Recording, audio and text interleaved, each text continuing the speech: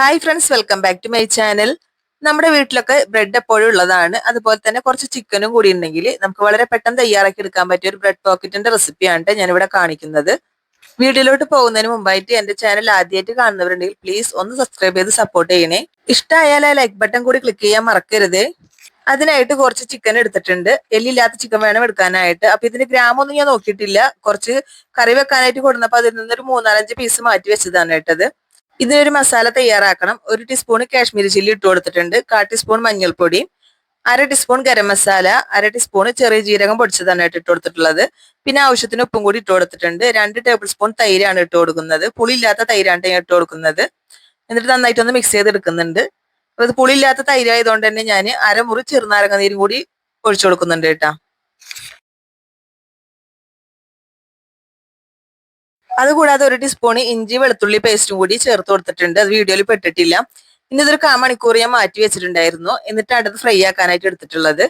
ഒരു 1/4 മണിക്കൂർ കഴിഞ്ഞതിന് ശേഷമാണ് ഫ്രൈ ആക്കാൻ എടുത്തിട്ടുള്ളത്. ഒരു പാൻ വെച്ച് കൊടുത്ത് അതിലേക്ക് കുറച്ച് വെളിച്ചെണ്ണ ഒഴിച്ചു കൊടുത്തിട്ടുണ്ട്. എന്നിട്ട് അതൊന്ന് ഫ്രൈ ആക്കി എടുക്കാം. മൂടി വെച്ചിട്ട് തന്നെ വേവിച്ചെടുക്കാട്ടത്. ചിക്കൻ ചെറിയ പീസ് ആക്കിയതുകൊണ്ട് തന്നെ നമുക്ക് പെട്ടെന്ന് വെന്ത് കിട്ടും. ഇടയ്ക്കൊന്ന് തുറന്ന് ഇളക്കി കൊടുക്കുന്നുണ്ട്. ഒരു മീഡിയം ഫ്ലെയിമിൽ വെച്ചിട്ടാണ് അത് ഫ്രൈ ആക്കി എടുത്തിട്ടുള്ളത്. പെട്ടെന്ന് തന്നെ ആയി കിട്ടിയിട്ടുണ്ട് കേട്ടോ. നല്ല ചെറിയ പീസുകളാണ്.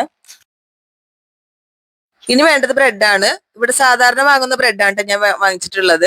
അപ്പൊ ഇത് ഒരു 10 പീസ് എടുത്തിട്ടുണ്ടായിരുന്നു. ഇതിലിപ്പോ 8 പീസേ കാണിച്ചിട്ടുള്ളൂ. അതൊന്ന് കട്ട് ചെയ്തെടുക്കണം നമുക്ക്. അപ്പൊ 2 ബ്രെഡ് ഒരുമിച്ച് വെച്ചിട്ട് വേണ്ട നമ്മൾ കട്ട് ചെയ്യാനായിട്ട്.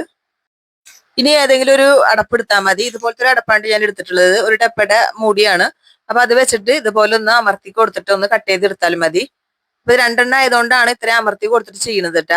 ഒരെണ്ണാണെങ്കിൽ നമുക്ക് പെട്ടെന്ന് തന്നെ കട്ട് ചെയ്ത് കിട്ടും. ഇനി ഇതുപോലെ ഒന്ന് മാറ്റി കൊടുത്താൽ മതി. അപ്പൊ കണ്ടില്ല, രണ്ടും ഒട്ടിപ്പിടിച്ച രീതിയിലാണ് കിട്ടിയിട്ടുള്ളത്. നമുക്ക് മൈദ ഒന്നും ചേർത്ത് കൊടുക്കേണ്ട. ഇതുപോലെ ഒട്ടിപ്പിടിച്ചിട്ട് തന്നെ നമുക്ക് കിട്ടുക. ഇതുപോലെ 10 പീസ് ബ്രെഡ് വെച്ചിട്ട് 5 ആയിട്ട് കിട്ടിയിട്ടുണ്ട്. ഇനി ഒരു ബൗളിലേക്ക് 2 മുട്ട പൊട്ടിച്ചൊഴിച്ചു കൊടുക്കാം.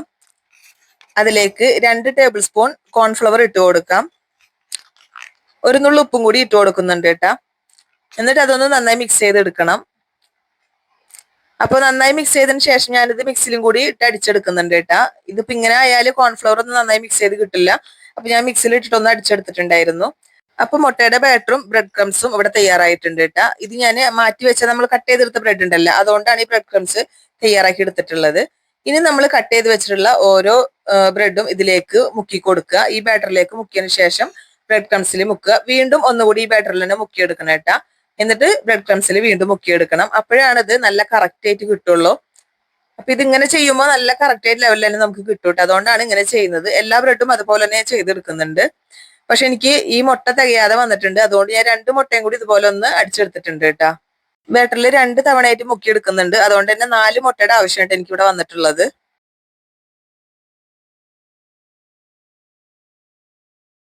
എല്ലാ ബ്രെഡും ഇതുപോലെ തയ്യാറാക്കി വെച്ചിട്ടുണ്ട്. ഇനി നമുക്ക് ഇതെല്ലാം കൂടി ഒന്ന് ഫ്രൈ ആക്കി എടുക്കണം. അപ്പൊ ഒരു പാൻ വെച്ച് കൊടുത്തിട്ടുണ്ട്. അതിലേക്ക് സൺഫ്ലവർ ഓയിൽ ആണ് ഒഴിച്ചു കൊടുക്കുന്നത്. എണ്ണ ഒന്ന് നന്നായി ചൂടായി വരട്ടെ. ചൂടായി വരുമ്പോൾ നമുക്ക് ഓരോന്ന് ഇട്ടിട്ട് ഇതുപോലെ ഫ്രൈ ആക്കി എടുക്കാം. പിന്നെ ചൂടായി കഴിഞ്ഞാൽ ഒരു മീഡിയം ഫ്ലെയിമിൽ വെച്ചിട്ട് വേണ്ടത് ചെയ്തെടുക്കാനായിട്ട്, അല്ലെങ്കിൽ പെട്ടെന്ന് കരിഞ്ഞു പോവും. ഇതുപോലെ ഒന്ന് ഫ്രൈ ആക്കി എടുത്തിട്ട് പിന്നെ തിരിച്ചിട്ട് കൊടുക്കാം. തിരിച്ചിട്ട് കൊടുത്തിട്ട് പെട്ടെന്ന് തന്നെ അത് പൊന്തി വരും കേട്ടാ. 2 ഭാഗവും ഇങ്ങനെ പൊന്തി വന്നിട്ട് ഒന്ന് മൊരിഞ്ഞു വന്നാൽ മതി. അപ്പൊ പെട്ടെന്ന് തന്നെ നമുക്ക് കോരിയെടുക്കാം.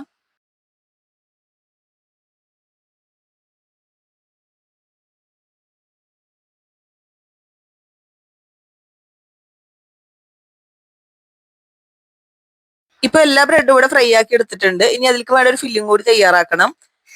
കുറച്ചധികം തന്നെ കേബേജ് എടുത്തിട്ടുണ്ട് കേട്ടാ. പിന്നെ ഒരു തക്കാളിയാണ് എടുത്തിട്ടുള്ളത്. ഒരു സബോള എടുത്തിട്ടുണ്ട്. ഒരു ചെറിയ ക്യാരറ്റും കൂടി ചെറുതായി കട്ട് ചെയ്തിട്ടാണ് എല്ലാം എടുത്തിട്ടുള്ളത്. ഇനി ഇതെല്ലാം കൂടിയിട്ട് ഒരു പാത്രത്തിലേക്ക് ഇട്ട് കൊടുക്കാം. ഇനി അതിലേക്ക് 1 ടീസ്പൂൺ കുരുമുളക് പൊടി ഇട്ട് കൊടുക്കാം. ഇനി 1/2 ടീസ്പൂൺ ഉപ്പും കൂടി ഇട്ട് കൊടുക്കുന്നുണ്ട് കേട്ടാ. അത് ഇട്ട് കൊടുത്തതിന് ശേഷം നന്നായിട്ടൊന്ന് മിക്സ് ചെയ്തെടുക്കണം. ഇനി ഇതിലേക്ക് ഫ്രൈ ആക്കി വെച്ച ചിക്കനും കൂടി ഇട്ട് കൊടുക്കാം. ചിക്കനും കൂടി ഇട്ടിട്ട് മിക്സ് ചെയ്തെടുത്താലും കുഴപ്പമൊന്നുമില്ല കേട്ടാ. ഞാൻ ആദ്യം ഒന്ന് മിക്സ് ചെയ്തെടുത്തതാണ്. അതുകൂടി ഇട്ടിട്ട് നന്നായിട്ട് ഒന്ന് മിക്സ് ചെയ്തെടുക്കണം. ഇനി ഇതിലേക്ക് 2 ടേബിൾ സ്പൂൺ മയോണൈസ് ഇട്ട് കൊടുക്കാം. മയോണൈസ് വീട്ടിൽ തന്നെ തയ്യാറാക്കി എടുത്തതാണ്. അതുകൂടി ഇട്ടിട്ട് നന്നായിട്ട് തന്നെ മിക്സ് ചെയ്തെടുക്കണം കേട്ടാ. അപ്പൊ മിക്സ് ചെയ്തെടുക്കുമ്പോൾ ഇനി ആവശ്യമുണ്ടെന്ന് തോന്നുകയാണെങ്കിൽ കുറച്ചുകൂടി മയോണൈസ് ഇട്ട് കൊടുക്കാവുന്നതാണ്.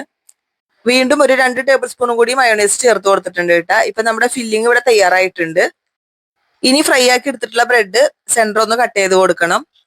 കട്ട് ചെയ്തെടുക്കുമ്പോൾ ശരിക്കും ഒരു പോക്കറ്റിന്റെ രൂപത്തിലാണ് കിട്ടുന്നത്. ഇപ്പൊ കണ്ടില്ല, ഇതുപോലെയാണ് കിട്ടേണ്ടത്. അങ്ങനെ എല്ലാ ബ്രെഡും ഞാൻ ഇവിടെ കട്ട് ചെയ്ത് എടുത്തിട്ടുണ്ട്. ഇനി അതിലേക്ക് നമുക്ക് ഫില്ലിങ് ആഡ് ചെയ്ത് കൊടുക്കാം. അപ്പൊ അതിന് മുമ്പായിട്ട് നമുക്ക് മയോണൈസോ അതല്ലെങ്കിൽ ടൊമാറ്റോ കച്ചപ്പ് നമുക്ക് അതിൽ ആഡ് ചെയ്ത് കൊടുക്കാം. അതിന് ശേഷം ഫില്ലിങ് ആഡ് ചെയ്ത് കൊടുത്താലും മതി കേട്ടാ. ഞാനിപ്പോ അങ്ങനെ ചെയ്യുന്നില്ല, ഈ ഫില്ലിങ് തന്നെയാണ് മൊത്തമായിട്ട് ഫില്ല് ചെയ്ത് കൊടുക്കുന്നത്. അതിനുശേഷം അതിന് മുകളിൽ കുറച്ച് മയോണൈസ് ഒന്ന് ചേർത്ത് കൊടുക്കുന്നുണ്ട് കേട്ടാ. ഇപ്പൊ എല്ലാ ബ്രെഡും ഫില്ല് ചെയ്ത് എടുത്തിട്ടുണ്ട്. അടിപൊളി ടേസ്റ്റ് ആണ് ഈ ഒരു ബ്രെഡ് പോക്കറ്റിന്. അപ്പൊ വളരെ എളുപ്പമാണ് ഈ ഒരു ബ്രെഡ് പോക്കറ്റ് തയ്യാറാക്കാനായിട്ട്. നല്ല ടേസ്റ്റും ഉണ്ടായിരുന്നു. നമുക്ക് ഈവനിങ് സ്നാക്ക് ആയിട്ടോ അതല്ലെങ്കിൽ നോമ്പുതുറയുടെ സമയത്ത് സ്പെഷ്യലാക്കി തയ്യാറാക്കിയ മറ്റൊരു സ്നാക്കും കൂടിയാണ് ഇട്ടത്.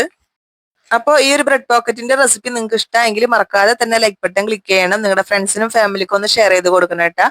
നല്ലൊരു വീഡിയോ വരെ നമുക്ക് വീണ്ടും കാണാം. താങ്ക്